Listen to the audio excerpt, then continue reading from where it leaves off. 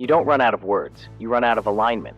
There's a voice inside you that once flowed like water, but now it stutters, hides, goes quiet. You open your mouth, and there's nothing. No insight, no conviction, just noise, or worse, silence that feels like failure. But silence isn't the enemy, it's the mirror. Most people don't speak less because they know less. They speak less because their soul can't rise above the static. Static from fear, static from expectations, static from a world that taught you to speak to be accepted, not to be true. You weren't born mute, you were born whole. But piece by piece, your voice was shaped to fit in, not stand out. And now when you need your voice most, in love, in purpose, in truth, it hides. So today, we remember. What you call running out of things to say is often just the soul refusing to echo what's not real anymore. Let this video guide you back. Subscribe if you're ready to reclaim your voice. Because silence is not emptiness. Silence is where the truth waits. Not the truth you were taught, but the one you forgot. The one beneath the noise. You see, the world taught you to speak fast, think fast, react fast. But the soul doesn't move at that speed. It moves like a river, not a race. And when you ignore that rhythm, you lose the words that matter. You start talking to fill space, not to share truth. You start posting, tweeting, shouting, but none of it lands, because none of it is you. The real you is not found in more words. It's found in the space between them. So when you feel like you have nothing to say, maybe that's not the problem. Maybe it's the invitation. The invitation to return to stillness, to walk into the silence, not as failure, but as a teacher. There's a reason monks sit in silence. There's a reason the wisest people pause before they speak.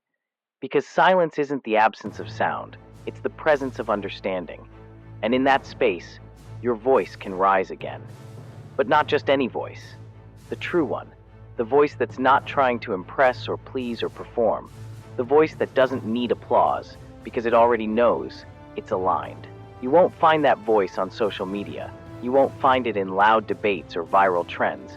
You'll find it in the early morning quiet, in the walk without your phone, in the moment you stop trying to be someone and just are. And when that voice returns, your words will carry weight again. Not because they're louder, but because they're real. You don't run out of words, you run out of truth. And truth doesn't come from forcing, it comes from listening. So stop grasping, start receiving. The best speakers are the best listeners, because they speak from presence, not pressure. Presence is what gives words their power.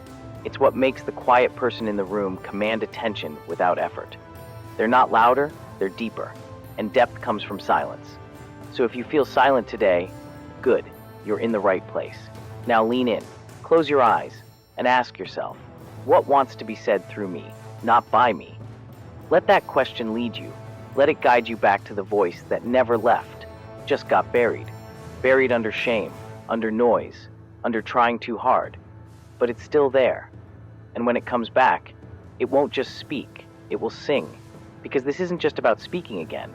It's about remembering who you were before the world told you to be quiet. You found your voice, or maybe just a whisper of it. But why does it still tremble? Because finding your voice doesn't mean the fear is gone. It means you finally noticed how loud that fear has always been.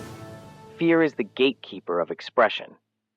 And most of us learned to listen to fear before we ever listened to truth. You spoke once, honestly, vulnerably, and someone laughed. You shared your dream, and someone doubted. So you started editing yourself, not to protect your truth, but to avoid their reaction. But when you silence your voice to fit in, you don't just lose volume, you lose vitality. You become a ghost of your own thoughts. And every day you stay quiet, the fear grows stronger. Not because it's powerful, but because you keep feeding it. Fear grows in avoidance, but it shrinks in exposure. The moment you name it, speak through it, it begins to dissolve. So what are you afraid to say? What truth have you buried under politeness, performance, or perfection? Say it, whisper it, write it down, even if it shakes, especially if it shakes, because the trembling voice is still a voice, and every word you give it makes it stronger. Don't wait until you're fearless to speak. Speak, and the fear will lose its grip. Courage is not confidence. Courage is the choice to show up, even when confidence hasn't arrived yet. And if your voice quivers, let it.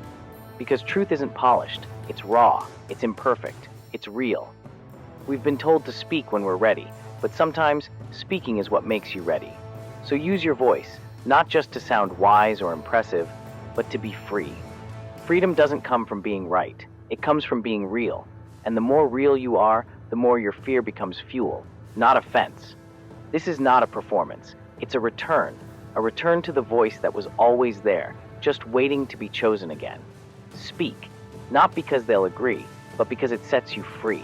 And in time, your courage becomes contagious. Someone else sees you, trembling but true, and decides to try too. That's how we change the world, one brave voice at a time. So if you're still scared, good. It means your truth is near. Now let it out. The greatest voices in history didn't just speak well, they listened first. They listened to pain, to joy, to silence, to the rhythm of life beneath the noise. You don't need more words, you need more awareness, because the truth you're seeking to speak is already around you, waiting to be noticed. But most of us are too busy reacting. We fill the space with distractions, arguments, opinions, thinking that noise equals value. But wisdom doesn't come from reacting, it comes from perceiving, from slowing down long enough to hear what the moment is offering. So many people want to speak like leaders, but never pause long enough to think like one. Real leaders don't rush to fill silence. They become fluent in it. They study the tension in the room, the unsaid in a friend's tone, the emotion behind a simple word like okay, because life is speaking all the time, not just in loud ways, but in quiet nudges, subtle lessons. The question is, are you listening? When you feel stuck, the answer isn't always to push. Sometimes it's to pause, not out of laziness, but out of reverence. Because if your voice is a gift, then listening is the wrapping. And when you master that, your words will land softer, deeper, truer. Try this. The next time someone speaks to you, don't wait to respond. Wait to receive. Feel what they're saying. Feel what they're not saying.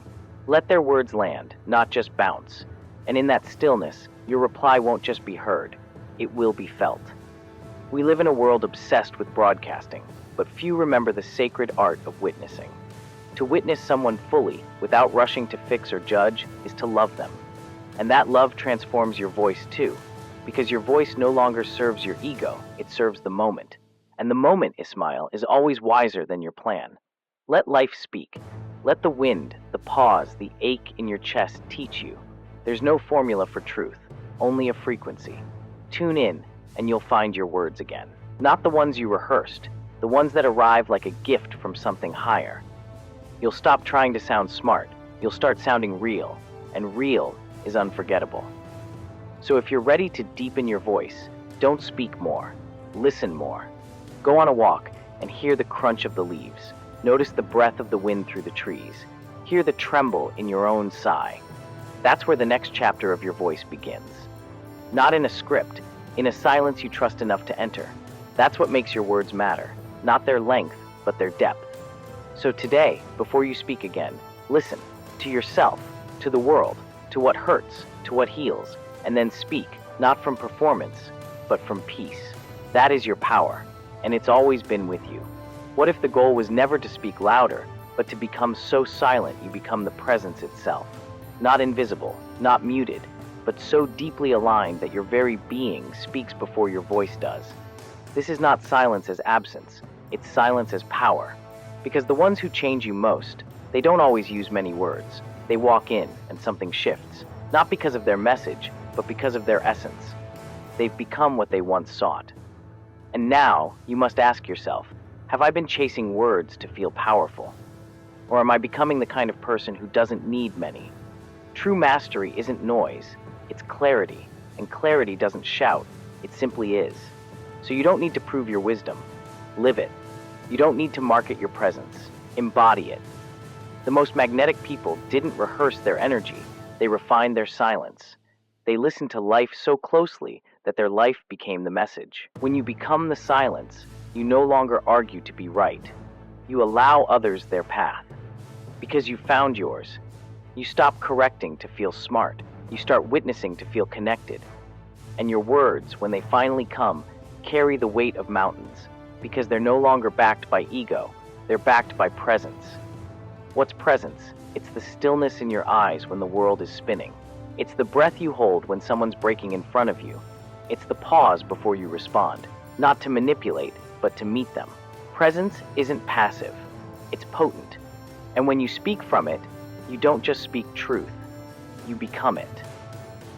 This chapter of your life isn't about collecting phrases. It's about becoming the kind of person who doesn't need to say much. Because your silence is loud enough to heal, awaken, invite. Imagine this. You walk into a room, you say nothing, and still, people feel calmer. Not because of what you said, but because of who you've become. This is the power of becoming the silence. And no, it doesn't mean you don't speak. It means that when you do, every word counts. No fluff, no noise, just essence. This is the voice beneath the voice, the one shaped not by social media, but by solitude, not by opinions, but by observation. You become a vessel, not of sound, but of awareness, and that awareness is contagious. You stop performing, you start transmitting, and suddenly, your presence becomes a permission slip for others to breathe, for others to soften, for others to remember that it's okay to not have all the answers, because peace is the answer. The people you admire most, the sages, the elders, the mystics, they didn't get there by talking more. They got there by becoming less distracted, less reactive, less desperate to be seen. They looked within until they didn't just know truth, they were truth. So if you're still chasing the perfect words, pause, not to give up, but to go deeper. Because maybe the world doesn't need more words right now. Maybe it needs more people who've become the silence between them. You've done enough talking. Now become the pause. Become the steady hand, the patient breath, the calm presence in a room that forgot how to be still. Let your life be the punctuation. Let your silence be the message. And when it's time to speak again, don't aim to impress, aim to align. Because the aligned voice is unstoppable. Not because it shouts, but because it speaks only what needs to be spoken. And that is unforgettable. So today, don't just find your voice. Become the silence that makes it heard. You've listened, you've paused, you've stripped away the noise. But now comes the most daring act of all, to trust what remains. Because once the world's volume lowers and the distractions fade, you're left with the one voice that truly matters. Yours. Not the edited voice you crafted to survive, not the voice of ambition, reputation, or validation, but the voice of knowing. The one that doesn't shout, the one that simply is. This is the return to inner authority. And most never make it, because when you start to trust yourself, you become dangerous to conformity, to manipulation, to systems built on insecurity. A person who needs nothing to prove their worth is a person who can no longer be controlled. But this kind of freedom, it costs everything you were taught to believe. You have to give up the performance, the pretending, the addiction to being liked, shared, retweeted, applauded. You have to be okay being misunderstood, because the truth in you isn't always convenient, but it is always clean. Clean like a mountain stream. Clean like fresh air after a storm. Clean like a conscience no longer edited by fear. You stop seeking to convince. You start seeking to live aligned. And alignment isn't found in perfection. It's found in integrity. Are your thoughts, your words, your actions aligned? Not just with your goals, but with your soul? This chapter is not about performance. It's about power. Not power over others, but power rooted so deeply within that you no longer bend to approval. You start to walk different, speak different, not louder, but clearer. Because now your voice isn't seeking permission, it's speaking from permission, from the inner authority that says, I know who I am, I know what I value, and I don't need the world to agree. This is the real return, not to a version of you that the world created, but to the you that was there before the world told you who to be. The inner authority that says, I don't need to yell to be heard. I don't need to argue to be respected. I don't need to win to be worthy, because I already am.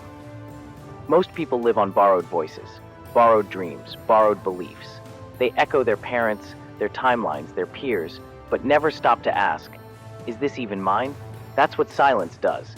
It strips away the borrowed. It introduces you to the original, your thoughts, your truth, your knowing. And once you've met that part of you, there's no going back. You can't unsee it. You can't unfeel it. You can only choose whether to honor it or betray it. But here's the gift. Every time you honor your truth, even when it's small, even when it's inconvenient, your inner authority grows stronger. And every time you betray it, it grows quieter. Not because it's leaving you, but because it's waiting for you to return. Return not with fear, but with reverence. You are not a copy. You are not a compilation of trends and templates. You are an origin, and origins don't ask for directions. They create the path. This doesn't mean you won't fall. It means when you do, you rise with more truth. Because your compass is no longer what will they think. It's what do I know is right. That knowing, it's sacred, it's subtle, it's steady, and it's always available beneath the noise, the fear, the habit of outsourcing yourself. Somewhere along the way, they taught you to doubt it. They taught you that experts know better, that numbers, followers, degrees are the source of truth.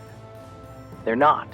They're signals, sometimes helpful, often noisy, but never the source. The source is you, and the more you return to that, the more you become immovable. Not stubborn, not proud, not rigid, but grounded. Grounded people don't need to dominate. They don't need to prove. They don't need to perform, because they've come home. And when you live from that place, every word you say, every step you take, becomes a declaration. This is who I am. This is what matters. This is what I stand for, not from ego, from essence. The world doesn't need more loud voices. It needs more true ones, and the truest ones don't echo. They originate. Let today be the day you stop borrowing your voice, stop scripting your soul, stop asking for permission to be real. Let today be the return to your inner authority. It was never gone. It was just waiting. Waiting for the noise to fade. Waiting for the doubt to settle. Waiting for you to finally believe that the whisper in you has always been enough. And from that place, you don't just speak. You don't just create. You command without force.